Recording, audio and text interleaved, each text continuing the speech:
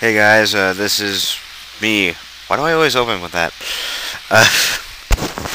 Um, to kind of follow up on the video I did about the convention I went to recently, I'm going to now review one of the books I got there. And one of the books I've read and I really was excited to read when I found it was Space Ghost by Joe Kelly and Ariel Olivetti. And here's why I got this. Two reasons. One, it's out of print, so it's hard to find. If you can find it for cheap, you essentially found the epitome of a miracle.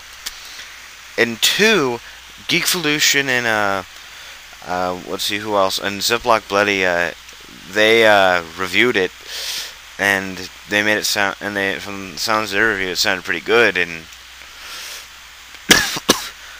I instantly thought of that when I was at the convention, and also I had a good deal. This and two others for $4 altogether. I found this amazing, like how dark this actually was, because I didn't really grow up with Space Ghost. I did watch the original show. I think they still show it on Boomerang, but I didn't go out of it. And even as a little kid, I thought it was kind of silly. Yes, I thought Space Ghost was silly even as a kid. I was very smart back then, and I mostly just know Space Ghost through Coast to Coast, which I know is probably not the best example to follow with when you want to know about Space Ghost. I love that show though; it's funny. It made me laugh. But I underestimated how utterly dark he is. At least the story, at least after. Okay, here's the deal.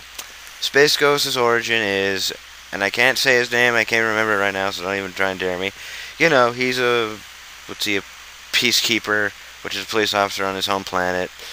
He has a wife who's pregnant, and he's working hard, average life, honest life. And he gets recruited into this unit in the Peacemakers, who are extreme psychopathic killers. Yes, I said that, that's the best way to describe it. And, it's kind of, after that, you kind of see it coming. He realizes that these guys are completely and totally insane and very shady characters, so he tries to get out of it, but it doesn't end well. And spoiler alert, and I try to put the spoiler at the beginning, but again, I'm sucking at it. They kill his wife, which was like, damn, this is associated with Space Ghost?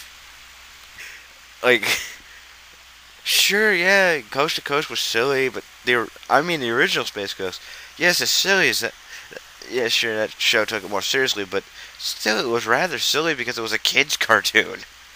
This is insane, and they believe they kill him, and he basically goes out for revenge. So he becomes Batman with awesome power weapons, and through this and I'm not gonna give out two more. You find out how he gets his power bands, and you find out and you find out how he finds his kid sidekicks. He meets Zorak and his army. This was pretty good all in all. The art, not really a big fan of Olivetti. It's nice, but sometimes it just looks weird. It just doesn't, because there are times where it looks so stiff. It looked cool though. I did like the way Zorak looked and his minions looked. The one thing that really badgers me about this is it's such a great story, and I wanted to read more after it, but then I realized never gonna happen, because the deal is this was back when DC had the rights to the character, but they don't. I think there was a convent. I don't know, but I remember there was a con, at least a con I overheard through the internet, where a guy asked if they're ever gonna see another Space Ghost comic, and they said no, we don't have the rights, and we don't know if we'll ever get the rights, which sucks because they obviously lead a nice setup here. They leave a good origin and a lot to deal with. Joe Kelly just does a great job. I'm giving this an 8 out of 10 because the art's not that I don't know, the art's just something I'm not really happy with. It's a more of a personal preference on art. And the story had some more predictable things, but the thing is, it's an origin story, and it's Space Ghost. I don't know, like the fact that they went such a dark path was what really kept me interested.